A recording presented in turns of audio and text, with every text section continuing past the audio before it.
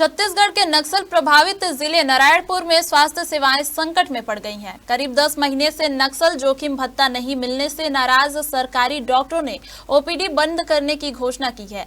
डॉक्टरों ने चेतावनी दी है कि अगर 1 सप्ताह के भीतर उनकी मांगे पूरी नहीं की गई तो वे पूर्ण काम बंद हड़ताल पर चले जाएंगे।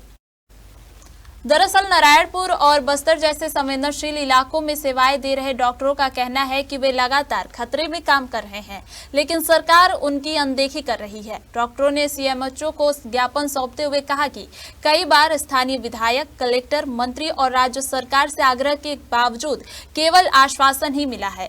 इससे पहले डॉक्टरों ने मुठभेड़ में मारे गए नक्सलियों के शवों के पोस्टमार्टम से भी इनकार कर दिया था, जिसे बाद में प्रशासन की समझाइश के बाद किया गया। मामले में नारायणपुर के सीएमएचओ ने कहा कि डॉक्टरों का जोखिम भत्ता दिलाने के लिए प्रयास तेजी से जारी है। उन्होंने बताया कि भत्ता आगामी 10 दिनों में जारी होने की उम्मीद है। डॉक्टरों के आंदोलन के दौरान मरीजों को परेशानी न हो, इसके लिए वैकल्पिक व्यवस्था की जा रही है। डॉक्टरों की हड़ताल पर राजनीति भी तेज हो गई है। कांग्रेस नेता विजय सलाम ने डॉक्टरों की मांगों का समर्थन करते हुए भाजपा सरकार पर तीखा हमला बोला है। उनका कहना है कि यह सरकार की विफल स्वास्थ्य नीति का नतीजा है। अगर स्थिति नहीं सुधरी तो कांग्रेस और उग्र आंदोलन करेगी। डॉक्टरों के द्वारा एक जानकारी दिया गया है कि हम लोगों को इंसेंटिव नहीं मिल रहा है। वो जानकारी राज्य स्तर तक पहुंचा दिया गया है। बस्तर संभाग में स्पेशल भत्ता दिया जाता है सीआरएमसी करके लोगों को, मतलब प्रोत्साहन के तौर पे, ताकि बस्तर क्षेत्र में आके डॉक्टर काम कर सके, सेवा दे सके।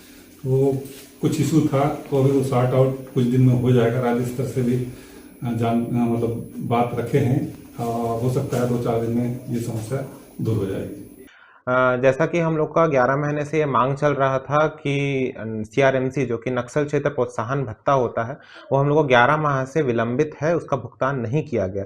ये सिर्फ नारायणपुर की ही मामला नहीं है, ये पूरे बस्तर संभाग, पूरे प्रदेश का मामला है, जिसको हम लोगों ने आज उठाया है। लगातार पिछले कई महीनों से हम लोग ये उठा रहे हैं। पत्राचार के माध्यम से भी सभी अधिकारियों को दिया गया था और गत कुछ महीने पहले सितंबर में हम लोगों ने नक्सली पोस्टमार्टम भी इसी कारण ही रोका था और सरकार ने हमेशा हमें आश्वासन दिया था, पर आज तक इस पर कोई कार्रवाई नहीं की गई है।